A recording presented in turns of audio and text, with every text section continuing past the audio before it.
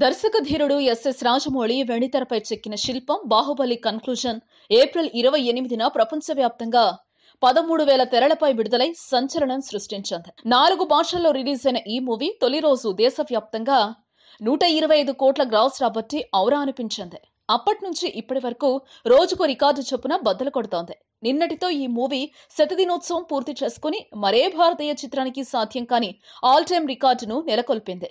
50 రోజుల్లో ప్రపంచవ్యాప్తంగా 1,708 కోట్లను వసూలు చేసిన బాహుబలి 100 రోజుల్లో 1915 కోట్లు రాబట్టి తెలుగువారి సత్తాని చాటింది.